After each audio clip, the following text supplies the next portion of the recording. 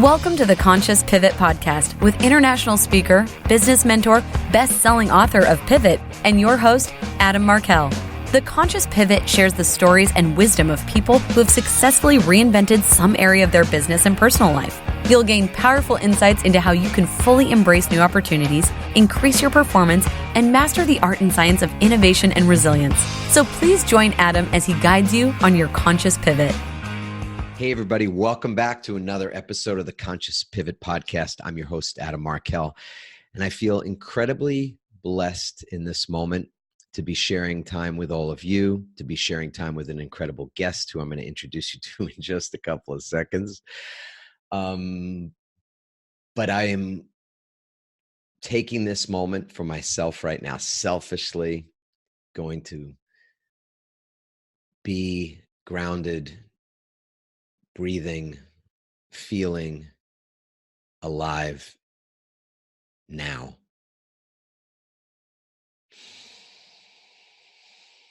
That just feels great. I know some of you are watching on YouTube. You see, I'm just closing my eyes and smiling ear to ear. I've got so many wonderful things to feel great about, as we all do. And also life challenges, things that catch us off guard, things that blindside us. I got blindsided just a couple of days ago with a little physical thing. I was out surfing. I mean, that doesn't sound like too much of a problem, except when your back goes out. And I was riding on, literally standing up on a wave, and my back went out on me. And of course, totally my doing, my creating. In so many ways, I was exhausted. I was running myself, sort of, burning the candle on all ends, as some of us know what that's like. And that's an old habit of mine. That's an old default mode. And I was pushing. I just kind of pushed it just for one more thing. I wanted to get in for the day, and I wanted to be in the water, and all that made sense. I knew I needed to get to the salt, as someone said to me recently. And yet I didn't stretch. I didn't take care of myself before getting into that environment. I took my body for granted. And I've done that before, so this was certainly not the first time, but a great reminder, because it flattened me, literally laid me out on my back for the better part of 24 hours. And just thank the universe, thank God that we have amazing people around us, that we, part of our team that have skills and abilities. And so I got kind of brought back. I got put on my feet with the help of some dear, lovely people in our lives. So I feel really grateful to be standing. I'm actually standing at my desk at this moment, which is terrific, because literally 2 days ago, if we were having this conversation, I would have been flat on my back in my bed. So with that, I want to welcome an amazing woman. I'm going to read a little bit of her bio, and then I'm going to dig in, because she's incredibly interesting. We have a lot of things in common. I already feel totally simpatico with this person, and you're going to get to see why in just a couple of minutes. So her name is Sibyl Chavis, and she's a Harvard-trained lawyer who left her corporate jobs, sounds familiar to me, on the East Coast to create a life with greater clarity and purpose. Formerly an attorney at a leading law firm and executive vice president at an ad agency, Sibyl is now the CEO and founder of her own agency, Ripple. Ripple is a marketing agency that partners with brands and companies in the social good and social innovation space. We'll dig into that, find out a little bit more about what that is. Sibyl's primary focus is her work with Sounds True, where she heads up its business to consumer division. So with that, Sibyl, welcome to the Conscious Pivot Podcast. Thanks for being a guest today. Oh, thank you so much for having me. I'm so honored to be here. Yeah, it's good to be able to create a space with someone, and we've never met before. So this is we haven't. Way cool to do that. Way cool. And to find out we're both, well, I'm still a lawyer. I know you are too. I just don't practice anymore. I retired from my practice about 10 years ago. Yeah. I still do a little bit of it, just kind of like occupational hazard, and it sometimes comes up for some of the clients that I'm working with, but mostly I'd say I'm retired too. Yeah, exactly. I still use the legal training in terms of contract review, negotiations, so many things. I still use that all the time. And I speak quite frequently to lawyers groups. So I get hired to come in and, and sort of unscrew them up or something. I don't know. Right. And Or give them hope that there's other opportunities and paths forward. Oh, it's so true. Yes, to show that there is light at the end of the tunnel. And frankly, what I will often say is, I wrote a book called Pivot, which was my path out of practicing law, but not so much the practice of law, but more along the lines of practicing work that wasn't good for my soul. Right. That it just wasn't a right livelihood for me. I did it for 18 years, very successfully, but wasn't a right livelihood. And there are, I think, a lot of things I've learned since then that had I been given access to certain new information, had I had more of an awareness, self-awareness, really, my consciousness had been broader, wider, I would have had other options. I'm probably, in looking at it, probably would have gotten out of the practice of law anyway, but the way that it went, it wouldn't have been as much of an urgency as it felt at the time. I felt literally like I needed to get out of that work because it was killing me. Right. And anything I think that has that level of urgency means, you don't necessarily take your time doing it. It's sort of more Maybe time to pivot. A rush. Exactly. Yes. So share a little bit about your journey out of the law. Because as I said, when I speak to lawyers today, it's often about the fact that they can choose to stay in the law. They really have to develop more resilience to have longevity and to be able to perform at higher levels without exhausting themselves. And that was the thing I just didn't know at the time. Right. That you could perform, you could do work that could be fulfilling, that you didn't have to be exhausted, you didn't have to give up your family or give up things in the pursuit of money or success. I just didn't know that then. And so these days, it's I think it's one of those things that people go, yeah, please tell me more. Right. So you're a purpose-driven entrepreneur. What took you out of practicing law, and where did it lead you? Yeah, no, and I love the insight about it's more about your experience of the moment than necessarily all about being, what makes you discontent or unhappy is what you're doing, whether that's law or whatever that is. That has definitely been something I think that has settled into my mind and heart as well, because I think there are so many attorneys that love being attorneys and they're great at it. So yes. You were I know partners, you were meant to be a partner. You were supposed to be here. They're thriving. They're in the zone. You can see them they light up. And that wasn't my experience. And it sounds like it wasn't yours either. And so I recognize that, again, it wasn't that there's anything wrong with the profession. It was more about, is this the right profession for me? And there was a point in my life where it was, and I learned so much. Like you said, so many amazing skills that I needed, the analytical skills, the just the ability to kind of think through things in a way that's different. And there's so many things that lawyers are trained on, and just the practice of cultivating, managing lots of balls in the air. And a lot of things that definitely I know have really helped me kind of transform and grow into what I am doing. So I loved that part of my career. And I also knew for me to really settle in with what I was supposed to do next, it was going to mean letting that go. And it was scary. I had student loans. I had thought I was going to be an attorney since I was 7 years old. Wow. And I was just from one thing to another. I'm like, okay, first I must go to a top undergraduate school. Then I have to go to a top law school. And then I have to go to a law firm. And so I climbed that ladder and I worked so hard and just gave everything I could to it. And then when I got to the place where I was and I saw so many other people thriving and loving it and in the zone, and I just felt like I was faking it. Yeah. It was a moment. That's so interesting. So describe what that moment was, where you were and what was happening for you. Yeah. And so it's interesting because my husband is also a former attorney, and we went to law school together, and then we went and worked at the same law firm. And we were just kind of sitting there talking oh my gosh, this doesn't feel like, something just doesn't feel right. So then we came across this amazing opportunity. We went to this marketing agency, but still really, doing a lot of law but also the business and the marketing. And we were there and learned so much. And meaning as in-house counsel, like general counsel? The only 2 attorneys, but then we were also doing like business affairs and marketing. And so really got to kind of expand our horizons beyond just traditional law. Right. And so my husband is like, I always had this like thirst and feeling that I'm supposed to be a writer. I'm like, a writer? He's like, yeah, I'm supposed to be a writer. I'm like, okay. So we explored that. And I was like, I don't know. I feel like I want to really live all of these spiritual truths and practices and everything that I read and all this time I'm spending.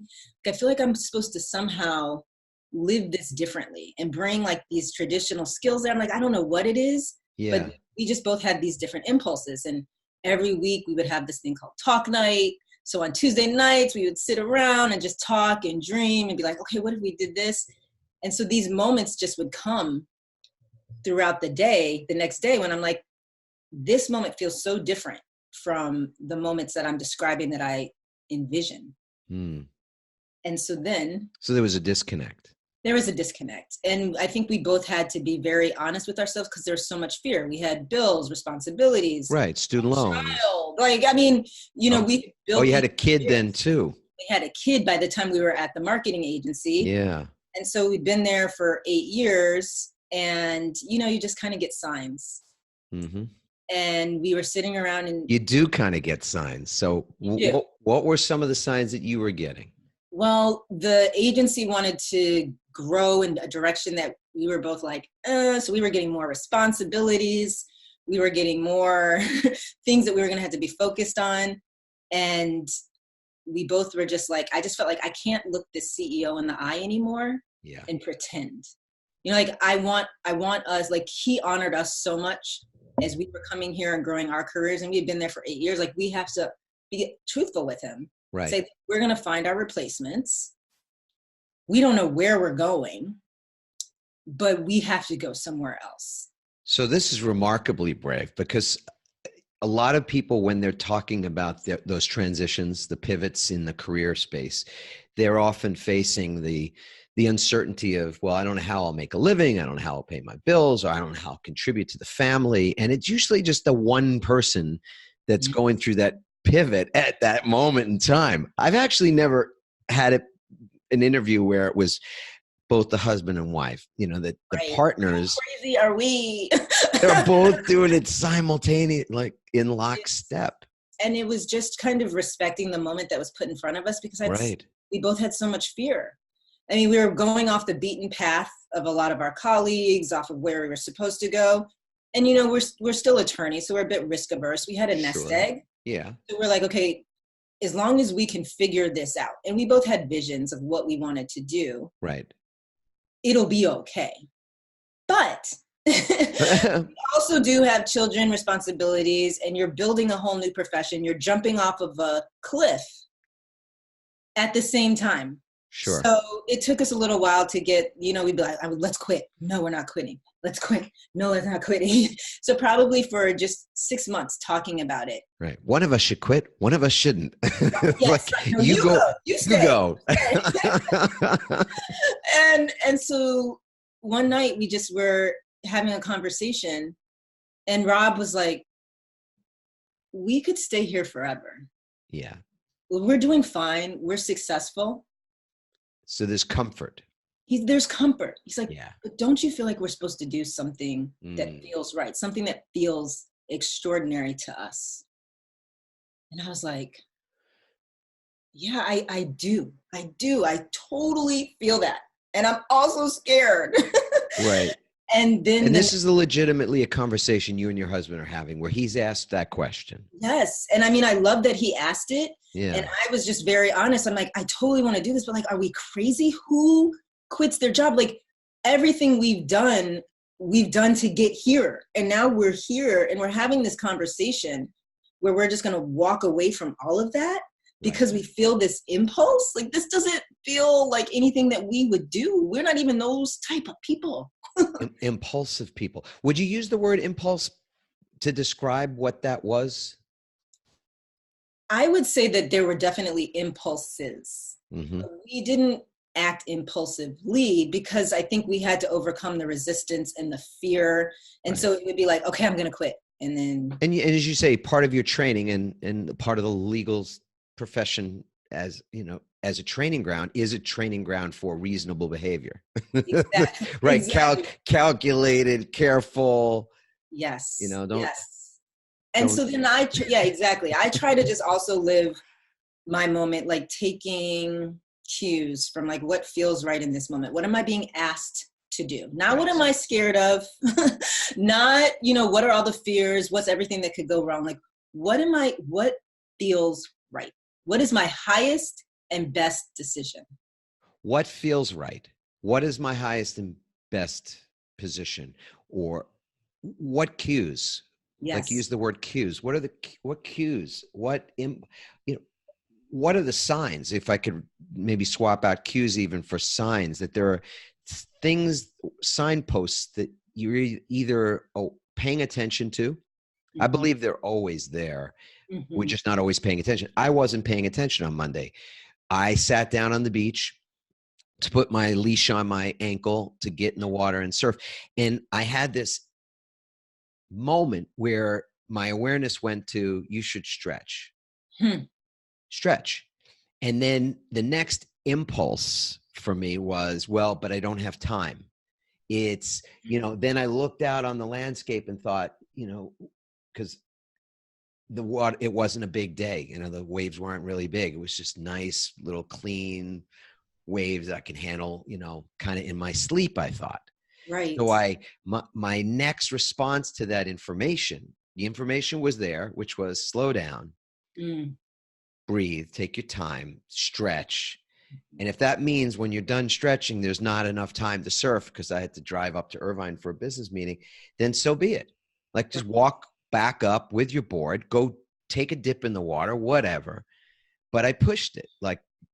What I pushed that signpost, that guidance, that cue. I pushed it aside. I ignored it. And I went forward from some other place. Mm-hmm. I don't want to say it was from ego, because I don't know that.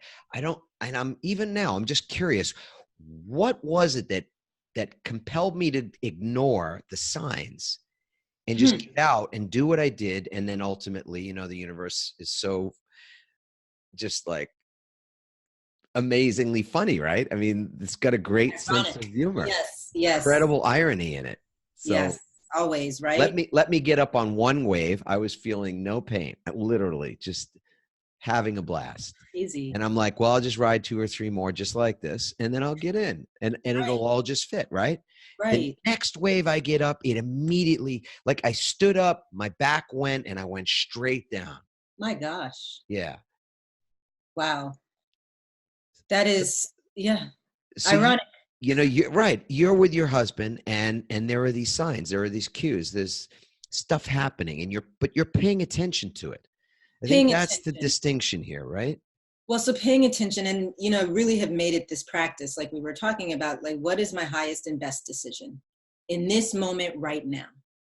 What is my highest and best decision? And then to try to rise to that. And so that was the practice of rising to this, because I could feel in my mind and in my heart, like, I'm supposed to walk away from this. And then I kept feeling it, and I got a big sign. I was on this trip to Chicago, a business trip, and I just, I'm going to Chicago for a couple of days. I could have stayed at any hotel, random. I was always in Chicago back and forth. And I walk into my room, and of course I've been going through all of this, like, should I quit my job? No, yes, no. Are we going to really do this? I walk into my room, and there's a big sign right there staring him in the face, like, huge. And it says, life is about creating yourself. And it's the exact message I needed to trigger. Like, like in that moment, that was a huge impulse to your point earlier. I was like, I could feel it all coming in. And then I sat on the bed, just like looking at this sign, like, I cannot believe this. Like, this is remarkable. Like, I'm sitting here questioning, do I quit my job? I've been doing this for months. And here comes this sign, and I can feel it. It says, life is about creating yourself. Yeah. And I was like, you got to go, Sibyl. Were there tears? Anything? Oh, yeah.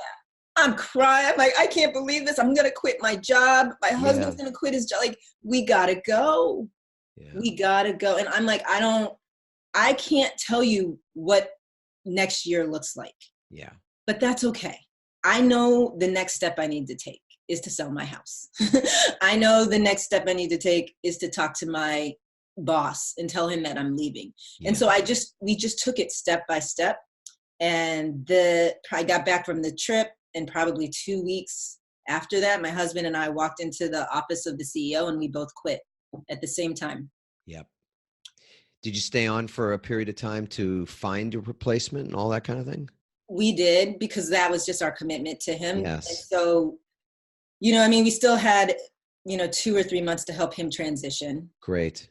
And then we were also, of course, trying to transition. What are we going to do? How are we going to build this life? And he was like, are you guys sure you want to do this? And you should come. And we're like, no, we got to go. We got to go. And so that was the thing I think that was super important is we felt in our hearts and just took time and settled, like, this is the decision. Because so many people will try to talk you out of it. Your fears will try to talk you out of it. And so we knew we had to be settled there, on it. Integrity is the word that comes up for me when I hear what you just described.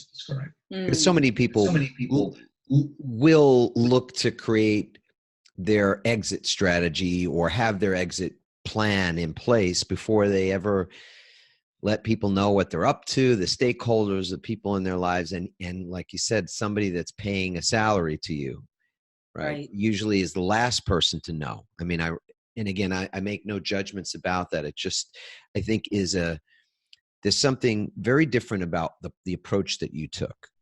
Mm-hmm. And you did have a lot of risk. There was plenty on the line. Yeah. Tons of risk. And also tons of faith. Because I knew, I'm like, if we rise to our highest and best decision, every step will unfold. Yes. Yeah. And like, we know how to build careers. Like we've been building this career for 20 years. We can go build. What's to say it's the only career that you'll ever be able to build, right? Exactly. And we're going to be disciplined about it, and we're going to work hard, and we're going to figure it out, and we're going to keep pushing through resistance, and we're going to do our inner work spiritually and get over our fears and really just take advantage of the moments in front of us and the signs. Yes. And they will just continue to fall in place. And just because you can't see the end of the road and you can't see like the top of the mountain, it doesn't mean that you can't see the next step and take it. Yeah. And that was just our philosophy. And so my husband wanted to be a TV writer, and he's actually now writing television. Now, it was a journey. Mm-hmm. We're 7 years in, and he built it step by step, but he's now a writer on an ABC TV show. 7 years later, I'm getting to do everything that I've ever wanted in terms of living my spiritual practice, integrating that into my work, getting to work with a company like Sounds True and all these amazing authors that Sounds True has, and we're waking up the world. And I couldn't have done any of that. I would have never found my way to Sounds True if I hadn't have been willing to get over this resistance and this fear of letting go of a job that I thought I was supposed to have for the rest of my life. I want to dive into two little areas that are not so little and really important, and also sometimes overlooked. One is I definitely want to hear what sort of for you was the most challenging moment from the moment when you had the courage to walk into your boss's office and say, you know what, the two of us we're leaving, and we don't have necessarily a plan or a place to land, but we're just following guidance. We're following our hearts, all that. Mm-hmm. So that's a tough moment. It is. After that, I want to know what the toughest moment next to that one was for you. And then I want to talk about resilience and how it is that you've developed skills for resilience and what that even means to you. So let's hit the first one first. There were so many tough moments between where I was then and where I was now. And I've always believed that like life proceeds by this, like when you're building something, it goes up a spiral. This is what I always say. And so there's times when you're on the front side of the spiral and things are falling into place. Like I quit my job, I'm going after this, I feel great. And, you know, I have this idea, okay, I'm going to create this brand. I'm going to create this agency. And then boom, I hit the back of the spiral and something doesn't fall into place. I don't get the client that I wanted. The vision isn't coming alive. And I'm like, oh, okay, wait, no, it's all right, Sibyl, don't freak out. You're just on the backside of the spiral. You know this, like this is how you got into law school. This is how you got your job. This is how you've grown your career. It always is this spiral. And so understanding that dynamic and understanding that I can really sit on the backside of the spiral, which are these hard moments when things aren't falling into place, or when you're being challenged or obstacles are coming, you're being pushed more than you've ever thought you could. Those are the most challenging moments. But for me, kind of understanding this whole path, the growth path that I was on to now grow my new career, and understanding the practice, I knew that there was so much goodness happening on the backside. Yes. Like that's where the work, the richness in that disappointment, unknowing. Yeah. And like something in me, every time I would hit a backside, something in me would kind of like shrink inside and feel crushed. And I'd be like, oh my God, it didn't work out. Life is over. Like, what am I going to do? And I'm like, no. And like having to lift up every time, because I had a child. I had another child on the way. I was 6 months pregnant with my second child when we both quit.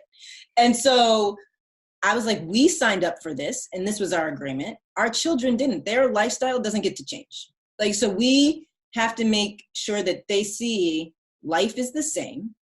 And my parents are going after what they want and they're digging deep. And I'm seeing them do that. So I was also trying to be a role model. And that was probably good because you kind of had to fake it till you make it. And so those tough moments, to answer your question, the toughest one probably was after we quit our jobs, 6 months in. You know, Rob is like, okay, I'm going to go and try to get this job at NBC and I'm going to be this writer. Like, oh yeah, we've done this. And I'm like, I'm going to go start this brand called The Possibility Today. And it's going to be great. And everything's going to fall into place. And I'm writing a book. And it's going to just be boom, boom, boom. We're 6 months in. Oh yeah. And 6 months in, nothing happened. Yeah. For either of us. And that was a moment where we're like, oh, this is going to take some time and some work. And that was a challenge. You know, you're looking at each other like, oh goodness, you're looking at your children in the eye, and like, those were moments for me. Those were moments. And in those moments, what was the self-talk, or what was it that you and Rob? Yes. What were the messages that you were reflecting to each other? And it was interesting too, because it is rare that you find couples that quit on the same time like to jump off the cliff. And at the time, I think if we would have known what we were doing, I don't know, sometimes I'm like, would we have done it again? But of course we would have. But you know, some of it is just like, you're in the moment and you do it, but you're not impulsive. It's like this interesting balance. And the self-talk though is super important. And I know that because I know I go up spirals. And so again, just like everything else, my self-talk sometimes when one of those fears would get triggered, starts at the bottom of the spiral. Right. Old fear story takes you back to when you were 11 years old, right? This is never going to work out. And why would you do this? You've given up everything. Your friends were trying to get your old job. Like, why would you do this? This is going to be awful. Your life is going to be just messed up forever. Your kids are not going to have what they're supposed to have. They're not going to be able to, like, all of those stories would come in. And I'd be like, no. And those stories always end, if we play them out to their ridiculous conclusions, they always end up with, you know, totally destroyed, embarrassed, destitute, lonely, alone, dead. Right? All the way humiliated down. And, you know, like, can't even take your, you know, you can't even, you don't even have a place to shower at the end of that thing. It's just, you're just. Exactly. So I had that talk, and I also know that I have the opportunity to let that talk trigger, and something in me is shifting and changing that needs to be kind of healed in the moment. A fear needs to be released. Something needs to be realized. And so just that practice of the backside of the spiral practice, I call it, allowed me to know that the negative chatter was going to be there. Yeah. because it's just in the mind. And I'm like, sit back and observe it. And okay, what's my highest and best decision? Is it to listen to this? Or is it to outshine this, to sit for just a minute and take some deep breaths and let this move through my system and understand that something is processing that I want to give space to. I don't want to pretend like it's not there. I'm not going to be like Pollyanna butterflies. Oh, there's no fear. Like, no, I was scared. Yes. And so can I sit in this and feel this discomfort and feel my chest tightening and my heart kind of getting speedy? Can I feel that? Know that I'm okay, but feel it.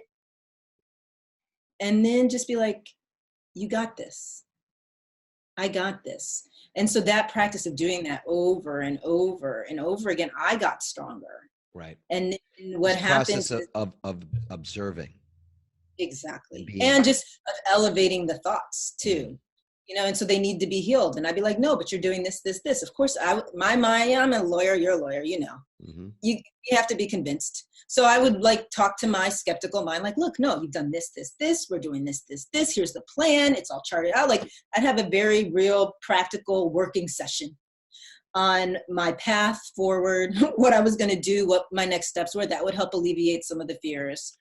Breathing would help for sure. And then I would get settled and I go to the next day.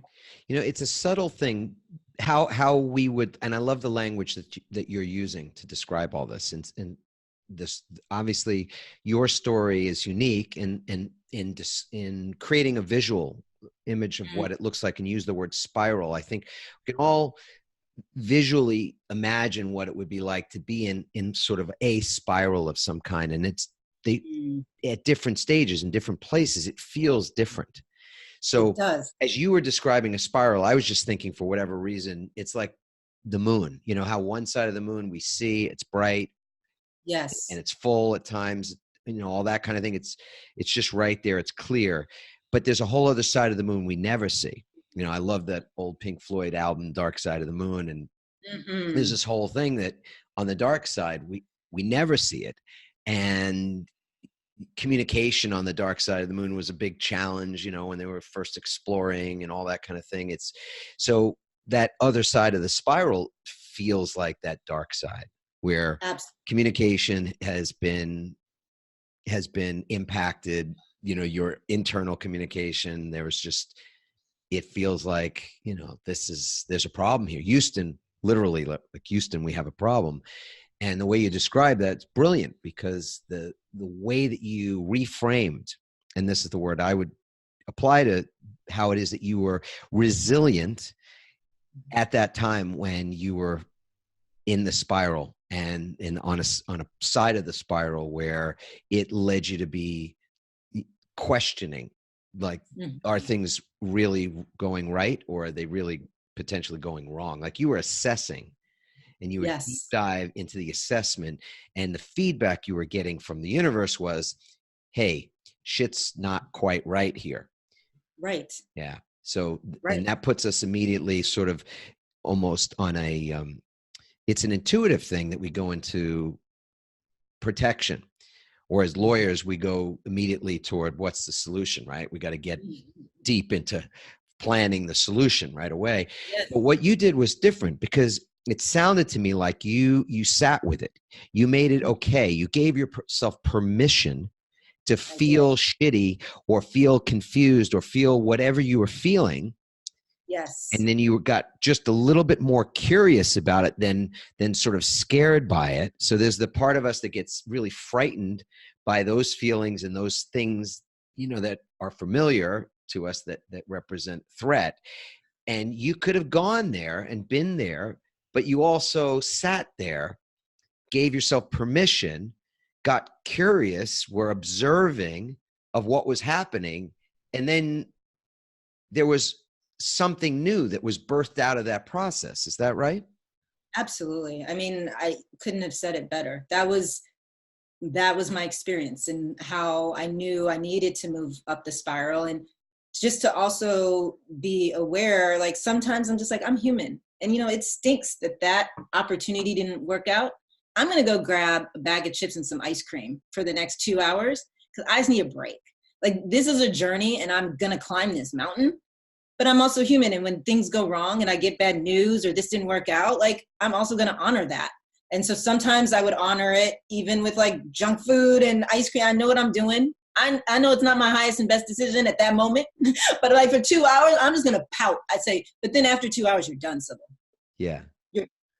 And then that's when it's like, sit, process, move, go. And so just kind of giving whatever the moment felt like. Sometimes it felt like just sit with it and do it right now. Sometimes it was like, go mess around, go have fun. Sometimes it was like, go think harder, like, and just really kind of being honest and respectful of what felt good in that moment, you know? And when I needed more care and more self-care and more self-love, or when I needed more confidence, and really just learning that I could find all of that within, could still be supported by my husband and all the people around me who are encouraging me.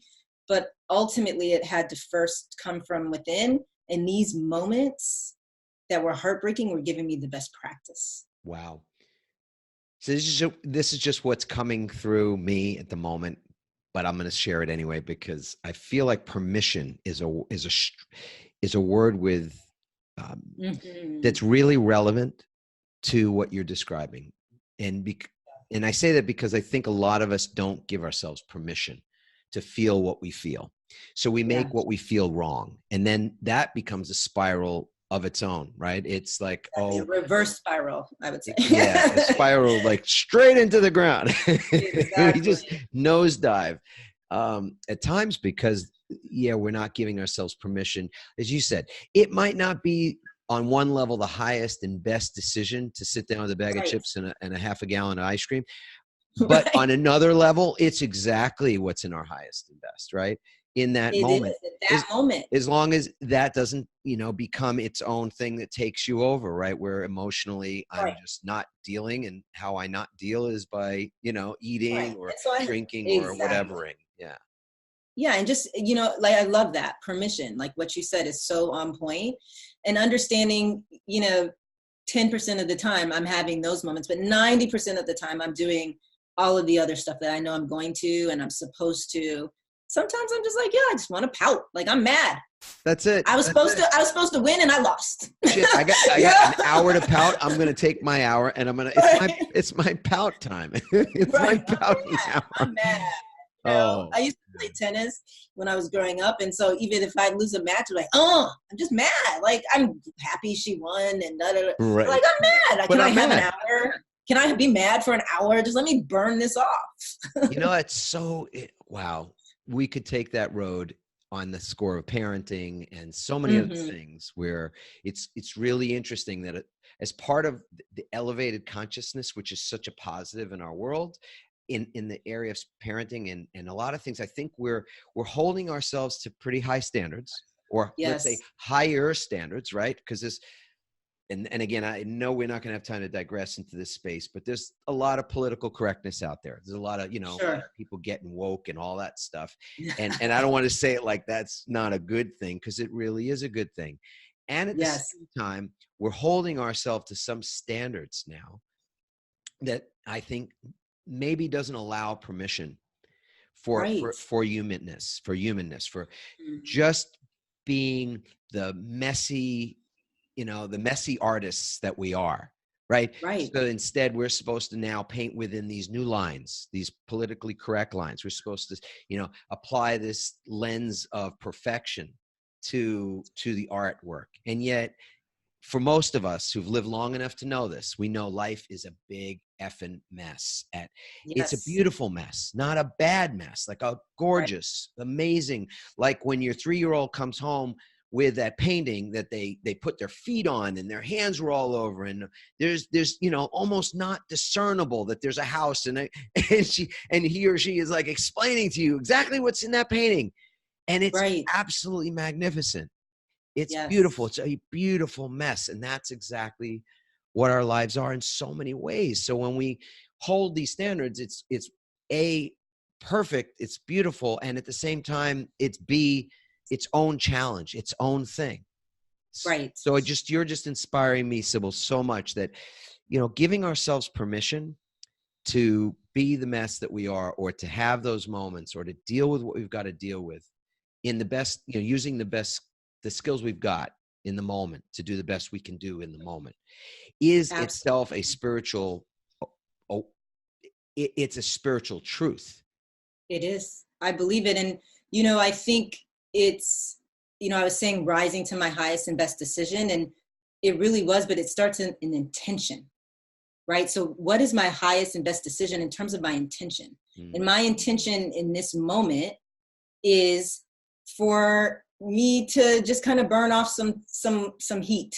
And that's okay. That's my intention. So it may not ultimately on the outside look like the highest and best decision, but this is my intention. And I think in terms of what you're saying, like with the political things and like riding the line and trying to understand all of the different nuances, and there's going to be gazillions of them. And I always say, like, I just want to know your heart. What's your intention? Right. Is your intention to like share love with your political view, like with whatever view that you guys are debating? Underneath that, what is your intention? What do you feel? Who are you trying to take care of? Who are you concerned about? What fear are you trying to work through? Like, what is your intention with that perspective? And I feel like when you start with intention, like my intention is XYZ, and that means that this is my political perspective. Okay. But every time you hear the dialogue, folks are just talking about their opinions. Right. This is my opinion. This is my opinion. What is your intention? And what's right? And what's right or what wrong? What feels good to you? What feels good to you? Not what are you hearing? Not what shouldn't you do? What do you care about in this moment that's impacting your perspective, and why that should be the law or the policy or all the stuff that we hear being debated. And intention in the world of the woo-woo, right? Where some of us have some, experience in the personal growth and human development space. So that, intention's a big thing. Mm-hmm. And it's also a big thing in the law. So it's fun to be able to talk about this with another lawyer, because intentionality, it makes the difference between degrees of culpability in the law. Right? I degrees of responsibility have everything to do with whether you intended that harm or intended that result, or you didn't intend it, right? Exactly. So it is exactly, and I think it just leaves the latitude for learning by experience, right? And so it's not that you can be careless or reckless with your actions, even if you're like, oh, that my intention was to help, and then you're continually making reckless decisions when you know better. But it's also giving the opportunity to be like, this is what I really think, and I really want to say this to this person because I want them to know I care about them. Right. And that should count for a lot. And then if it runs afoul of some, political correctness or whatever, then you're my friend. Teach me, tell me in that moment so I can learn and grow and feel it, because I don't know. Like, if you know my heart and I'm pure and I'm coming from a good place, I may mess up. I may say some things that are out of color. I may say some things that are out of hand. I may say some things that are shaded with my perspective. Right. But the moment has come in front of us to have this moment. If I'm going to come at it with purity of intention and you're coming at it, let's learn and grow together. But for me to hold back and not say something, or for you to get offended because you're reading into something that I said and not say anything, we're not taking advantage of the moment in front of us. Yeah. So we hear that term, leading with your heart, speaking from your heart. We lead speaker training programs and help people get on TED stages and things. We're always helping people to understand how to speak from their heart. But what's really great, and I want to connect this dot, is the intention. So if you're thinking about, how is it that you speak from your heart, or how can you lead from your heart? It starts with intention. What is your true intent in communicating right now? Is your true intent, as you say, to close the gap? You mean connect with somebody? Is your true intent to understand? Is it your true intention to seek to know someone else's perspective, or is it strictly to express your own opinion? Is it love? Is it rooted in love, or is it rooted in trying to prove something or be right? Yeah, it makes all the difference, right? In the tone. It does. The tone of the words, physically, but also the undertone, which is energetically, what people feel, exactly. and your you're body expressing. language, your nonverbals, all the things that, you know, it's like when we learned as children, right? It's not what you say, but how you say it that Yes. kind of changes or impacts the way that's received. So I would love to understand better your take on resilience. So would you share what that is, and even if there's something that you do to consciously cultivate resilience in your life, and if not, if it's something different, then I'm real curious. I know our folks will be as well. How would you define resilience? Let's start there.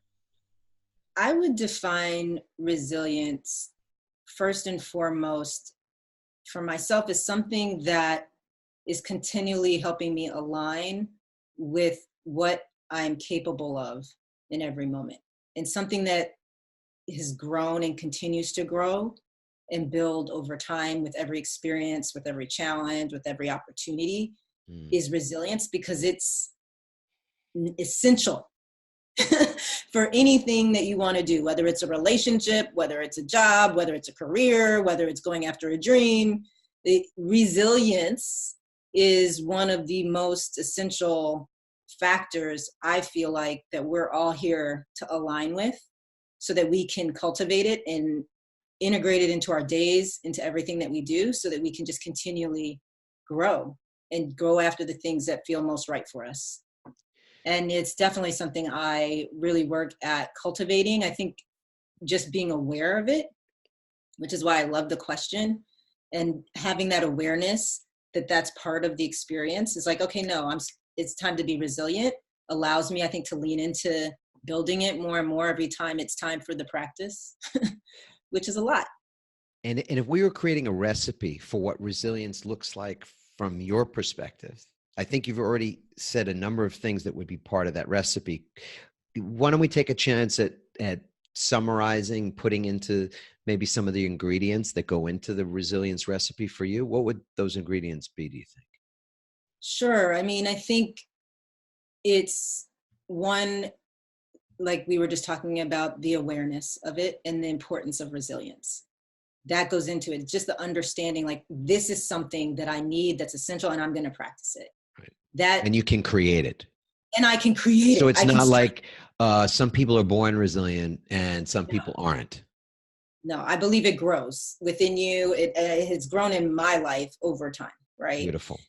So just having that awareness and understanding. Awareness, number one. Understanding it's a thing and I can cultivate it, create it. Exactly. Cool. Another ingredient I would say is continually leaning into it, because not only is awareness important, it's a practice. And you have to choose resilience, because self-pity and like all of the other things that want to weigh you down by default are always there. By default, they're always there. By default, it's always going to run through your mind. I call it the chief negativity officer.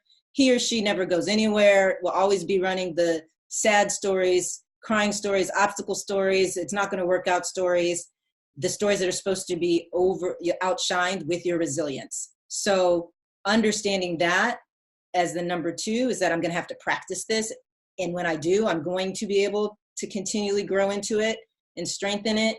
And it's going to be a tool for everything that I need in my life, I would say, is number two. Got it. And then the third one I would just say finally is really understanding and having openness for what arises in the present moment, like what's in front of you right now.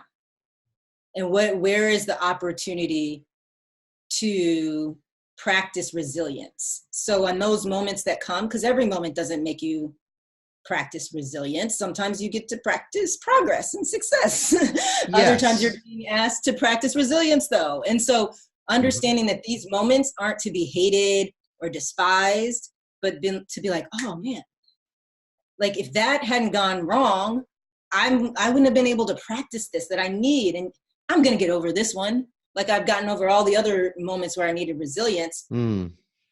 However, if I didn't have those, I wouldn't have built this resilience that I'm going to need to create these huge things I'm trying to create in my life, or whatever that is that you can feel in, deep within that you're supposed to do. Yes. These moments that make you bring up and practice resilience are giving you what you need in order to create what you ultimately want. Exactly. Yeah.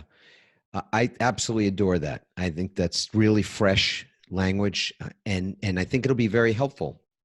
And people can understand it from that lens that, being aware to begin with, that it's a thing, that you can create that thing actually helps us. And so that by itself is a complete reframe. You're finding the creative opportunity now instead of like you said, allowing the CNO to take over, your chief negativity officer to tell you how this is, something that you should be passed beyond, or is, just not fair. The practice, to know that you've got to practice, or can have the option to practice it, to get really great at it, because there will always be times of change and times of uncertainty. So why not be prepared as though you were an athlete, ready to get into the on the field of competition, and you want to be at your very best? Well, resilience training and the practice of resilience gets you prepared to be resilient before you need it. It's getting you practiced in game situations, so that when those situations do occur, you actually can be playing offense, not just, strictly running the life, the business, and relationships on defense. Absolutely. Yeah. Absolutely. If you don't practice, you're not going to show up that way. Right. And I think the other piece of this is permission. It feels like, to me, part of this recipe that you've been outlining has a lot to do with allowing yourself the freedom, the true freedom to be here now in this, whatever this is. And to know that not only is there great opportunity in this, but this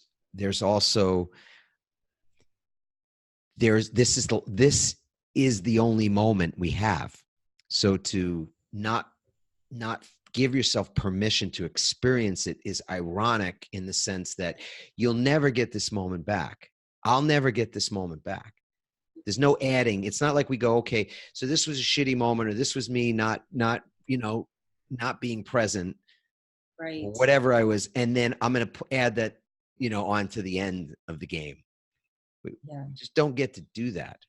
So now is what we've got, and there's not only this great beauty in the moment for the moment's sake, but there's also this the mystery of what's also possible when there's this permission, I suppose, to just experience things. Yeah, go with the flow. And then allow the next moment to take care of itself. It almost feels too carefree on some level to be responsible, right? And yet it almost never fails, that when we let go, when we just are willing to trust ourselves, trust the universe in all of its great, wondrous mystery, that things mysteriously work out perfectly. Isn't that it's so funny, because you say that, but then tomorrow, if something goes wrong, we're still going to have a part of ourselves that wants to fix it quick. Right. And not realize that something going wrong sometimes is everything working out perfectly in that moment. Isn't it? Isn't that true? Wow. Sibyl, I've so enjoyed this unplanned conversation. I know. It's great. It's great. Thank you so much for having me and for the time. Really appreciate it. I want you to share, if you could, about the company that you're so supportive of these days. And we'll take just a minute or two to talk about that, and then we'll wrap up. Okay? Absolutely. Absolutely. So what's always on my mind and at the center of my heart is a company called Sounds True. And it's a very mission-driven company doing lots of great work with some of the top wisdom teachers and spiritual leaders in the entire world. And so I just feel so fortunate to get to work there with a great group of people who are practicing what we're also sharing with the world. And those are the transformational practices, and just working with the top teachers like Eckhart Tolle and Pema Chodron and Jack Kornfield and Tara Brach. I mean, it's so many to list. And it's just so cool to kind of get to do that. Those are my teachers. That's my practice. I get to do the work and then work with a great team to just share it. And, you know, we're just trying to give back and learn and grow and do it authentically and in every moment. So that's super cool. Couldn't even imagine anything better, really. Yeah. Than feels really good to be in that environment. So beautiful. We will conclude this podcast just to, I think rituals are super important. So is there one ritual that you have that helps you to make those better decisions, those decisions that are in your highest good? Is there one ritual that you can think of that helps you there? I think so. I mean, I think like we've been talking about, just really being aware of the moment in front of me and honoring that and giving myself permission and intention to do it. And then just in terms of a practical practice, it's something that's changed for me, but I usually take a couple hours every morning. I'm a morning person, and sometimes I'll listen to a teaching from one of the teachers that we work with. Sometimes I'll just be silent. Sometimes I'll listen to some beautiful classical music. And again, just kind of having that space to release and settle and get ready for the day. That's been really something about centering every morning and taking that time. Yes. Yeah. For me, it's been the intention setting. It's what you said earlier about what's your true intention. And so my own belief is that when we begin the day, we can get off on the sort of right foot or wrong foot really fast. And it doesn't mean we can't correct, because we're constantly correcting our course and things can go very right, even if at the beginning they started off differently. I hear my grandmother's voice in my head, and she would say, leave the house on the right foot, leave the house on the right foot. So to me, the waking moment of the day is super important, because I want to leave the house, you know, my subconscious house or my unconscious house. I want to leave on the right foot. So there's 3 parts to this waking ritual. The first part is always fun, and that is to wake up to begin with. So, Sibyl, did you wake up today? I did. Yes. Right? I feel awake. Yes. Yeah. Yes. You feel awake? I feel more awake now than I did before our show started. I can say that. Good. Likewise. And I think that's the process, is that it's a gradual awakening deeper and at higher, just a higher frequency even of our, not just our thinking, but our awareness, our consciousness, whatever you want to call it. So waking up is a big deal. So tomorrow, if everybody will agree who's watching, listening to this, that we all get to wake up tomorrow, right? Yes. Yes, I agree. I'm going to wake up, right? Knowing when we do wake up in the morning that not everybody was granted that wish. Not everybody will wake up tomorrow. So in that moment where we have an awareness, a recognition even of the seriousness of that moment for a lot of people, and certainly in our own lives, it's a blessing. We can simply take 10 seconds in that moment where we have that understanding of truth. Like, it's true. I'm waking up. There are people who are not in that moment. That is true. We all can be grateful right then and there for the gift that we didn't necessarily expect to receive. And then the third piece of this is really about intention setting. And I don't often describe it this way, so I really appreciate you giving me this added color to it, which is, it's an intention. I start with 4 words every day, and it's purely an intention to leave the house on the right foot, to lead from the right place, to really let the universe know what my true desire is. So these 4 words are, I love my life. Those are the words. Sibyl, will you repeat those words, please? I love my life. And do you feel that way? I do. And I love life, and I love talking to people like you and having those moments. And that's such a wonderful way to start the day. I love that. Yeah. I'm a life lover as well. And so these are just simple things, you know, we all are learning from each other. There's just great ways to plus the best of our own thinking, the best of our own behaviors when we connect, collaborate with people who are doing things their own way, and to see those connection points. Sibyl, it's been a blessing. Thanks so much for being on the show today. Thank you. I really appreciate it. If you guys dug this episode, as I have certainly, please share a comment. So go to adammarkel.com/podcast. Leave a comment there. You can leave a review on iTunes as well. Let us know what you think. Let us know your questions. There are full show notes. So if you want to find out more about Sibyl, the work she's doing, the company that she's supporting, and just pretty much a recap of the things that we spoke about, there'll be resources, links to click, and more information to find there. So again, have a beautiful rest of your day. Blessings to you wherever you are in the world, and ciao for now.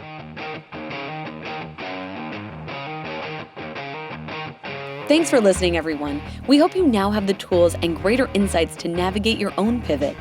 Help us inspire others by sharing this episode and leaving your comments over at adammarkel.com/podcasts. For more tips, strategies, and support as you consciously pivot into a new business and lifestyle you love, join our Pivot community on Facebook at pivotfb.com.